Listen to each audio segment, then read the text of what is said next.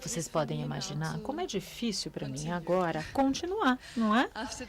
Depois desta apresentação super animada do Gilberto, não é? Eu vou continuar de qualquer forma com o que o Gilberto terminou, que é usar os nossos wildcards.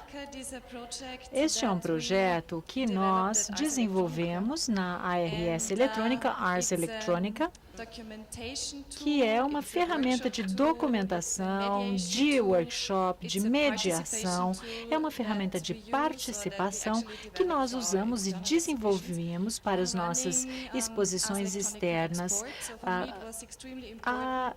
Para mim, foi muito importante não só poder mostrar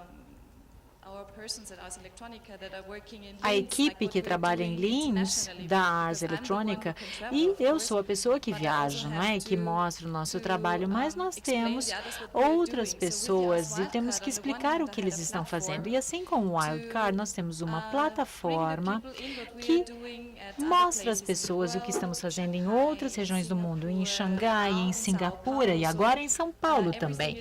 Então, tudo está online, podemos encontrar as informações no website e assim as pessoas em Linz conseguem acompanhar todos os posts, os wildcards que são carregados no sistema. Isso é uma coisa. A outra coisa, e o que foi extremamente importante para mim, foi poder dizer às pessoas, ao público que vem às nossas exposições, que eles podem participar, dar a eles a possibilidade de atualizar e fazer as suas contribuições. Com este sistema, as wildcard, nós podemos captar as informações dos visitantes quando estão, por exemplo, tirando uma foto da exibição, mas é uma comunicação com o artista também. Como o Gilberto já disse, nós damos ao artista o nosso QR Code, então eles começam uma comunicação com o público. E conforme os QR Codes podem ir para o Facebook, a comunicação é super viva durante a própria exposição. Então, a documentação da exibição não é só para nós, para mim, é bom também para o artista e para o público, que pode, então, ver as suas publicações na plataforma. E para esta vez aqui no São Paulo, é a primeira vez que é o experimento local. Então, não deixem de participar.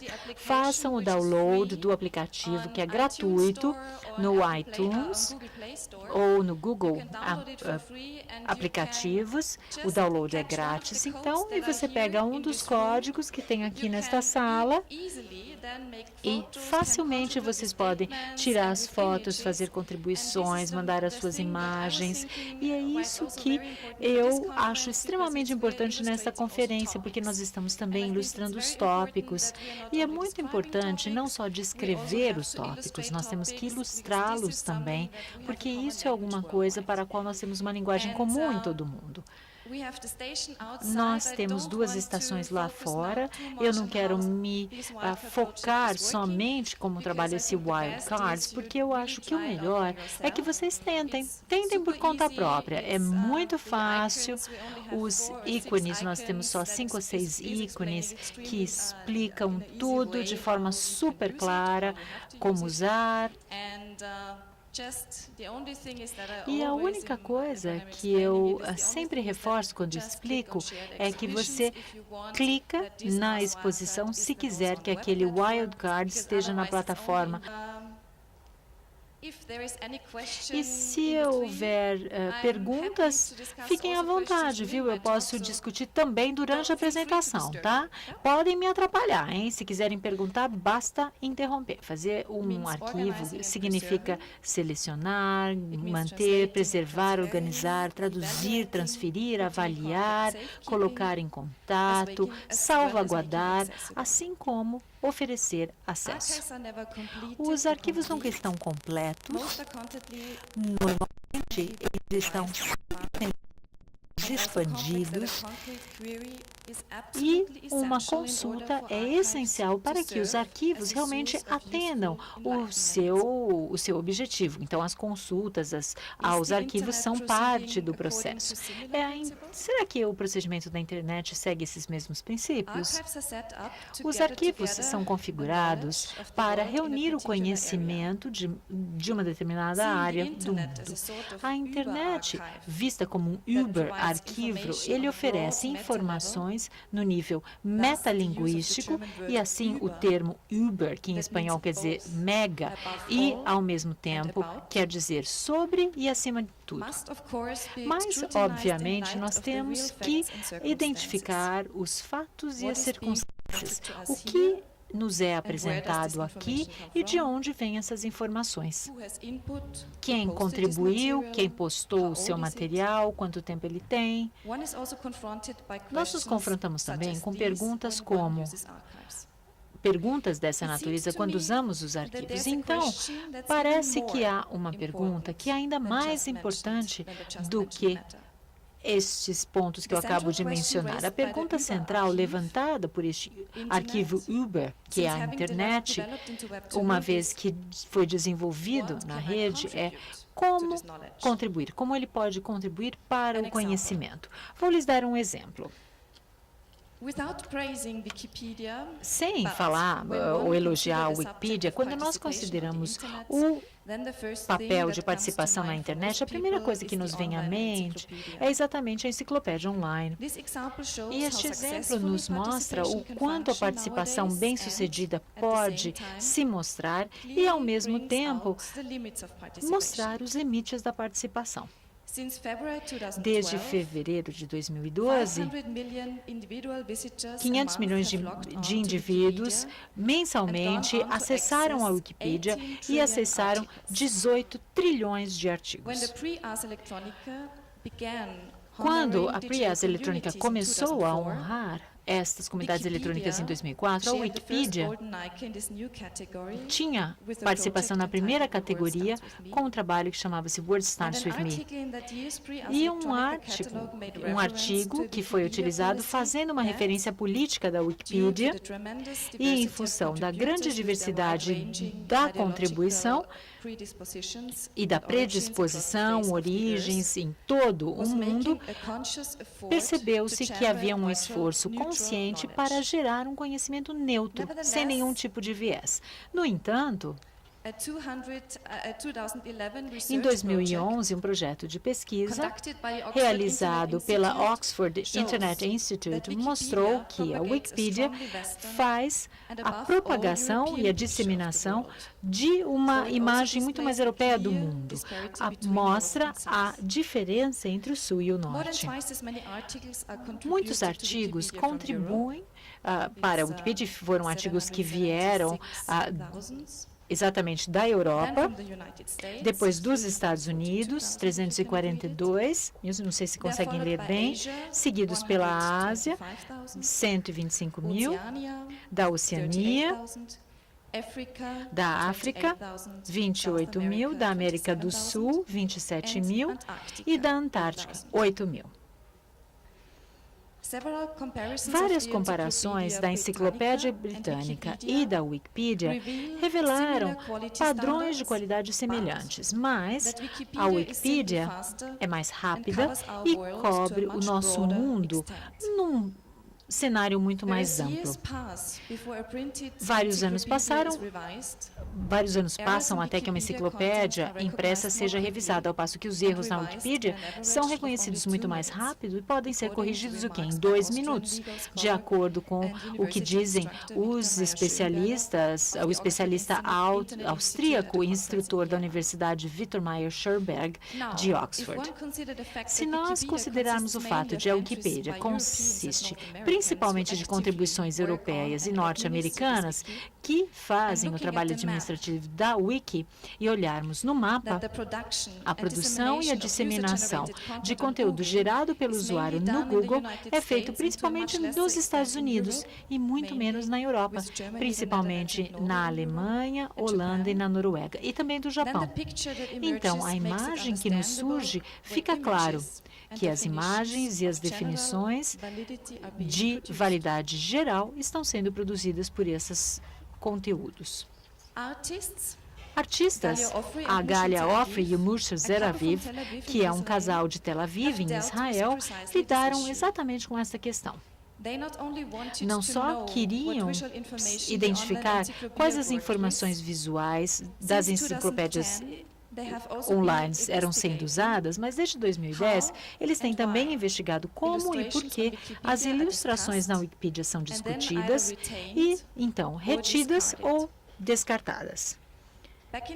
Em dezembro de 2007, o New York Times relatou que um professor do MIT, o Philip Greenspan, contribuiu com $20 mil para financiar ilustrações chaves feitas por artistas. No e-mail, Greenspan escreveu o seguinte: ao compararmos, e eu estou aqui citando Greenspan, comparando a versão da web com a versão impressa, eu observo que as principais contribuições para a qualidade dos livros das editoras era adicionar ilustrações feitas por profissionais.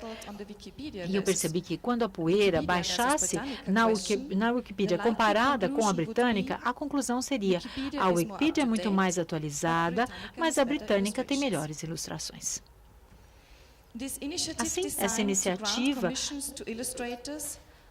fez a concessão de comissões a ilustradores e foi uma questão muito controversa entre os participantes da Wikipedia que fazem atividades comerciais e são muito sérios a respeito disso. E a Wikipedia Ilustrada mostrou, no entanto, que ainda há um outro fenômeno envolvido, que é a percepção subjetiva. Os envios de textos podem ser formulados com objetividade e precisão, mas as ilustrações sempre transportam um conteúdo emocional e envolvem as emoções das pessoas. Essas ilustrações podem ser universalmente válidas? O quanto elas deveriam ou poderiam ser do ponto de vista técnico e artístico? Vejam que os limites ficam bastante incertos. Em Galia Ofri e Moshe Zeraviv, em seu projeto, os artistas criaram 26 ilustrações, uma para cada letra do alfabeto latino. E eles começaram, então, a trabalhar com artigos que ofereciam o máximo de latitude no desenho de suas imagens para acompanhar textos específicos. As entradas selecionadas para a ilustração incluíam A Ship of History, Doppelganger, Fight or Flight Response e Philosophical Zombie. Não levou muito tempo para que os ativistas da Wikipedia começassem a reagir. Nós não estamos interessados só nas várias reações, mas o quanto a discussão dessas imagens contribuídas foi muito mais emocional, muito mais do que qualquer discussão que já tinha sido feita sobre o texto. Ficou claro, então, que a identidade artística das contribuições não podem ser negadas. E isso é exatamente o que fez com que alguns ativistas da Wikipedia reagissem tanto. Para os artistas, isso levantou a questão se as imagens devem ser históricas antes de cruzar distâncias, objetivos e fatos e atender às diretrizes da Wikipedia. Uma vez que nós agora alcançamos um ponto em que a história está sendo registrada na Wikipedia, é bastante interessante analisar quais imagens realmente tiveram sucesso em conseguir admissão para os anais da enciclopédia online.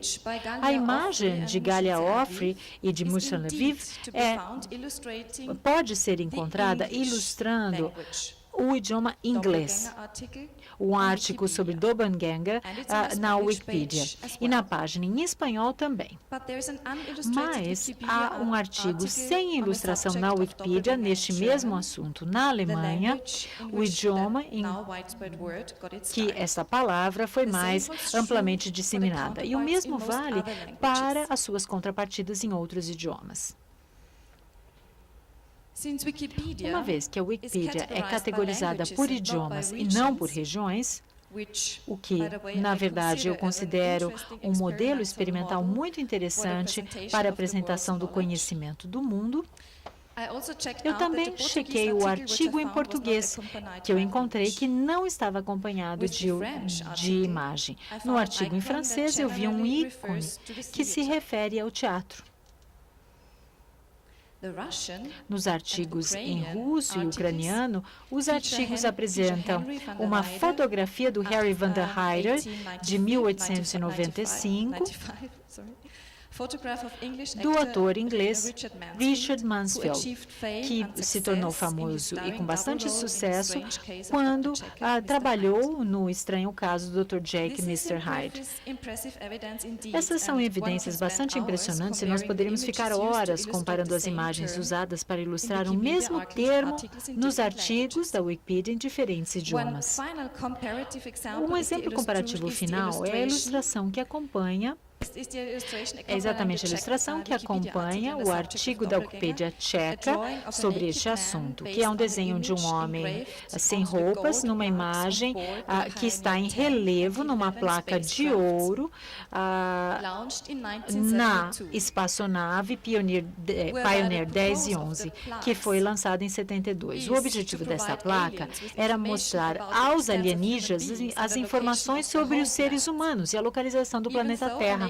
Mesmo assim, uma mulher sem roupas estava exatamente na placa original, mas a Wikipedia, o artigo da Wikipedia tcheca não tem essa imagem. Então, eles fizeram a justaposição de dois homens nesta imagem na Wikipedia. E o artigo chama-se Doppelgänger, do Doppelgänger, que é exatamente a versão feminina em alemão.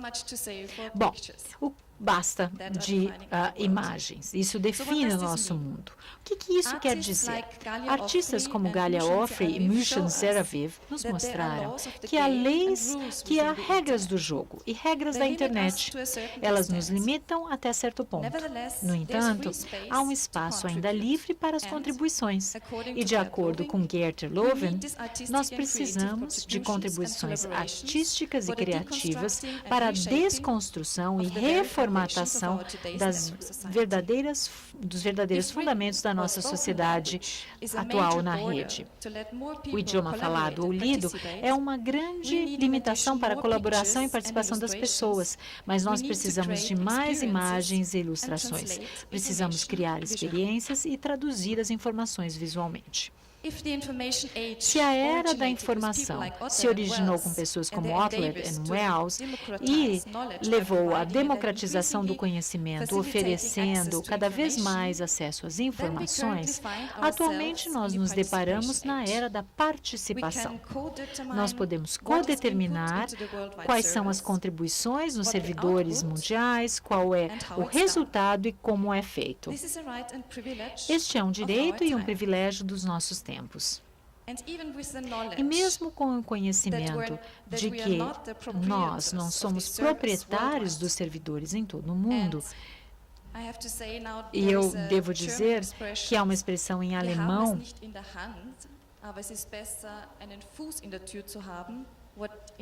que em inglês quer dizer: mesmo quando nós não temos estes servidores em nossas mãos, nós não sabemos o que vai acontecer, o que vai para a história, mas pelo menos nós já fincamos um pouquinho o nosso pé. Muito obrigada.